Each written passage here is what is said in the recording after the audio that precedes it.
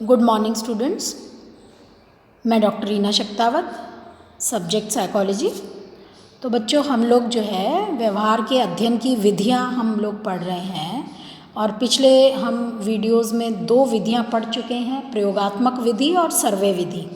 और आज जो हम पढ़ेंगे वो है प्रेक्षण विधि या ऑब्जर्वेशन मेथड या निरीक्षण विधि। तो ये जो प्रेक्षण विधि है ये व्यवहार के अध्ययन की बहुत ही महत्वपूर्ण विधि है। इस विधि में अध्ययनकर्ता प्राणी या जीव के व्यवहारों को निष्पक्ष भाव से ऑब्जर्व करता है या उनका प्रेक्षण करता है। अपने ऑब्जर्वेशन के आधार पर वो एक रिपोर्ट तैयार करता है जिसका विश्लेषण करके वह उस प्राणी के व्यवहार के बारे में एक निश्चित निष्कर्ष पर पहुंचता है। तो ऑब्जर्वेशन को ऑब्जेक्टिव या वस्तुनिष्ठ बनाने के लिए प्राणी के व्यवहारों का ऑब्जर्वेशन भिन्न भिन्न परिस्थितियों में उसे करना होता है। कई ऑब्जर्वर मिलकर प्राणी या जीव के व्यवहारों का ऑब्जर्वेशन एक साथ भी करते हैं। तो यही कारण है कि इस विधि को हम ऑब्जेक्टिव ऑब्जर्वेशन मेथड या वस्तुनिष्ठ प्रेक्षण विधि भी कहते हैं। अध्ययनकर्ता प्राणी के दोनों तरह के व्यवहार यानी बाह्य व्यवहार जैसे खेलना, दौड़ना, रोना और आंतरिक व्यवहार जैसे बीपी, ब्लड प्रेशर में परिवर्तन, हृदय की धड़कन में परिवर्तन, इस तरह के जो आंतरिक व्यवहार हैं उन सभी को ऑब्जर्व करते हैं। तो ऑब्जेक्टिव ऑब्जर्वेशन या वस्तुनिष्ठ प्रेक्षण जो है उसकी 2 विशेषताएं हैं। एक तो ये है कि ये जो ऑब्जर्वेशन है, ऑब्जेक्टिव ऑब्जर्वेशन हमेशा उद्देश्यपूर्ण और सूक्ष्म होता है, यानी प्रेक्षक किसी उद्देश्य से प्राणी के व्यवहार के किसी खास पहलू पर अधिक ध्यान देते हुए प्रेक्षण करता है या ऑब्जर्वेशन करता है। दूसरा, प्रेक्षण का उद्देश्य अध्ययन नियमों से संबंधित चरों के बीच पारस्परिक संबंधों का पता लगाना होता है। चर जो कि गुण होते हैं, तो उनके बीच पारस्परिक संबंधों का पता लगाना होता है। तो ये 2 मुख्य उद्देश्य या विशेषताएं ऑब्जेक्टिव ऑब्जर्वेशन की होती हैं। अब हम बात करेंगे प्रेक्षण के प्रकार। तो बच्चों, प्रेक्षण 3 प्रकार का होता है। पहला है सहभागी प्रेक्षण। पहले की हम बात करें सहभागी प्रेक्षण, दूसरा है असहभागी प्रेक्षण और तीसरा है स्वाभाविक प्रेक्षण।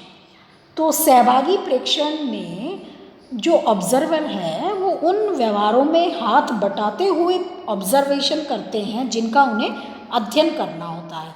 यहाँ पे ऑब्जर्वर भी लोगों के काम को उनके साथ मिलकर करते हैं, यानी पार्टिसिपेशन करना, सहभागिता करना और उनके व्यवहार को ऑब्जर्व करना। जैसे इंडस्ट्रीज़ में या उद्योगों में या किसी व्यवसाय में जो श्रमिक होते हैं उनकी समस्याओं का अध्ययन करने के लिए ये संभव है कि मनोवैज्ञानिक उस उद्योग या व्यवसाय में एक श्रमिक के रूप में अपने आप को नामांकन कराकर उनके साथ मिलकर कार्य करें और साथ ही साथ उनके व्यवहार को ऑब्जर्व भी करें। दूसरा है असहभागी ऑब्जर्वेशन। तो इस विधि में ऑब्जर्वर व्यक्तियों के उन व्यवहारों में हाथ नहीं बटाता जिनका उसे ऑब्जर्वेशन करना होता है। जो ऑब्जर्वर है वो दूर से ही व्यक्ति के व्यवहारों का अध्ययन करता है, यानी असहभागिता वो दिखाता है। तो क्लिनिकली या एजुकेशनली या सोशली या औद्योगिक परिस्थितियों में व्यक्ति के व्यवहारों का ऑब्जर्वेशन प्राय इसी विधि से किया जाता है। थर्ड है स्वाभाविक ऑब्जर्वेशन। जब ऑब्जर्वेशन का उद्देश्य एक स्वाभाविक परिस्थिति में पशुओं के व्यवहारों का अध्ययन करने के लिए, विशेषकर पशुओं के व्यवहारों का अध्ययन करने के लिए किया जाता है, तो इस तरह के ऑब्जर्वेशन को स्वाभाविक ऑब्जर्वेशन कहते हैं। जैसे मनोवैज्ञानिक जो हैं वो प्राय बंदरों का या मधुमक्खियों का या चींटियों के व्यवहारों को उनके स्वाभाविक रूप से रहने के स्थान पर जाकर उनका अध्ययन करते हैं। ऐसे पशुओं में वे आक्रामकता, प्यार, सामाजिक संगठन जैसे व्यवहारों का अध्ययन करते हैं। तो इस तरह के ऑब्जर्वेशन का उपयोग कभी कभी मानव शिशुओं के कुछ व्यवहारों के अध्ययन में भी किया जाता है। और इस तरह के ऑब्जर्वेशन की मुख्य विशेषता ये है कि प्राणी के व्यवहारों का अध्ययन उसमें बिना किसी फेरबदल के या जोड़ तोड़ के, अर्थात जैसे वे अपने वास्तविक रूप में होते हैं उनका ही अध्ययन किया जाता है। तो हम एक उदाहरण ऐसे इसको समझ सकते हैं कि मान लीजिए एक अध्ययनकर्ता ये निश्चित करता है कि 6 से 7 साल का बच्चा खेल के समय किस किस तरह के व्यवहारों को करता है। तो इसका अध्ययन वह ऑब्जेक्टिव ऑब्जर्वेशन विधि यानी वस्तुनिष्ठ प्रेक्षण विधि से करना चाहता है। इसके लिए वह 6-7 साल के बच्चों का एक छोटा समूह लेगा और उन लोगों के सामने कुछ खिलौने भी देगा। तो अध्ययनकर्ता चाहे तो बच्चों के साथ स्वयं भी खेल सकता है और साथ ही साथ उसके व्यवहारों को ऑब्जर्व भी कर सकता है, परंतु ऐसा करने में इस बात की ये उम्मीद बढ़ जाती है कि बच्चे अपना स्वाभाविक जो व्यवहार है उसमें परिवर्तन कर दें। तो इसलिए छिपकर ही ऑब्जर्वेशन करना अच्छा होता है और ऑब्जर्वर स्वयं कहीं ऐसी जगह छिप जाएगा जहाँ से वो सभी बच्चों के व्यवहार को देख सके, लेकिन बच्चे उसे ना देख पाए।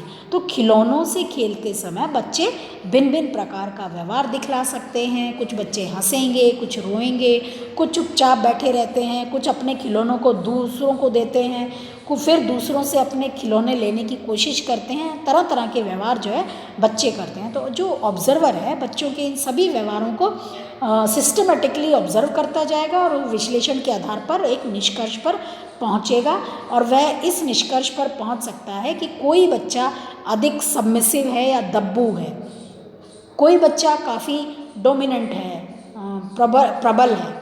तो अध्ययनकर्ता किसी निष्कर्ष पर पहुंचने के पहले बच्चों के समूहों को कई दिनों तक उस परिस्थिति में रखकर उनका ऑब्जर्वेशन करता है और यदि कोई ऑब्जर्वर बार बार एक ही तरह के कार्य को दोहराना नहीं चाहता तो वैसी परिस्थिति में कई अध्ययनकर्ता एक साथ मिलकर बच्चों के समूह के व्यवहार का ऑब्जर्वेशन करेंगे और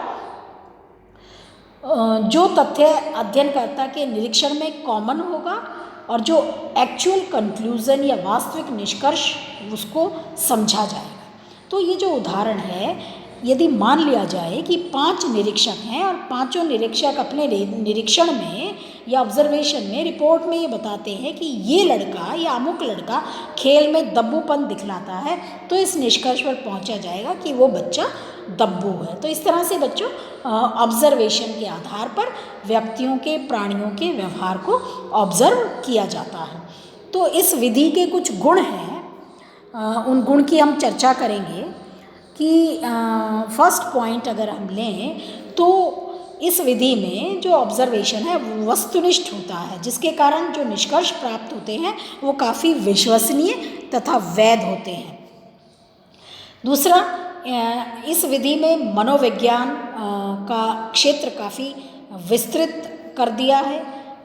इस विधि में जो है इसको हम छोटे छोटे बच्चों, वयस्कों, पागलों, अपाहिजों, पशुओं आदि पर भी हम इसका प्रयोग आसानी से कर सकते हैं। तो इस विधि के उपयोग से मनोविज्ञान का जो कार्य क्षेत्र है वो काफ़ी विस्तृत हो गया है। नेक्स्ट हम बात करें कि इस विधि में एक ही समय में एक से अधिक प्राणियों के व्यवहारों का निरीक्षण आसानी से किया जा सकता है। जैसे यदि अध्ययनकर्ता भीड़ व्यवहार का अध्ययन करना चाहता है तो इस विधि का प्रयोग काफ़ी आसानी से करके उस तरह के व्यवहार के बारे में जाना जा सकता है। नेक्स्ट है कि इस विधि से जो आंकड़े होते हैं, जो हमें आंकड़े मिलते हैं, उनका सांख्यिकीय विश्लेषण काफ़ी आसानी से किया जा सकता है, क्योंकि आंकड़े फ्रीक्वेंसी, प्रतिशत आदि में प्राप्त होते हैं और इसका परिणाम ये होता है कि प्रेक्षण विधि से प्राप्त निष्कर्ष की वैलिडिटी या वैधता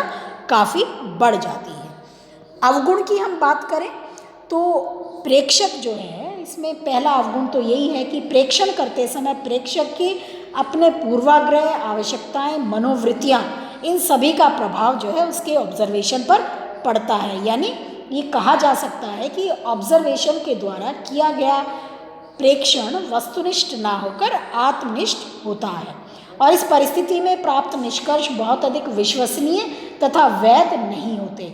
दूसरा, वस्तुनिष्ठ प्रेक्षण के आधार पर हमेशा मानसिक प्रक्रिया का सही अर्थ निकालना भी संभव नहीं होता है। जैसे गांव में अभी भी 2 स्त्रियां एक दूसरे से काफ़ी दिन पर मिलती हैं तो अपनी खुशी प्रकट करने के लिए रोती हैं। अब कोई भी ऑब्जर्वर रोने के इस व्यवहार का ऑब्जर्वेशन करने पर इसी निष्कर्ष पर पहुंचेगा कि दोनों स्त्रियां किसी कारण से दुखी हैं, जबकि सच्चाई ये है कि दोनों स्त्रियां रोकर अपनी खुशी प्रकट कर रही हैं। तो इस उदाहरण से स्पष्ट होता है कि वस्तुनिष्ठ ऑब्जर्वेशन के आधार पर हमेशा मानसिक प्रक्रियाओं का सही अर्थ निकालना संभव नहीं होता। दूसरा, इस विधि में ऑब्जर्वेशन स्वाभाविक व अनियंत्रित परिस्थिति में किया जाता है, जिसका परिणाम ये होता है कि जो निष्कर्ष की व्याख्या है वो उचित कारण परिणाम संबंध के रूप में नहीं की जा सकती।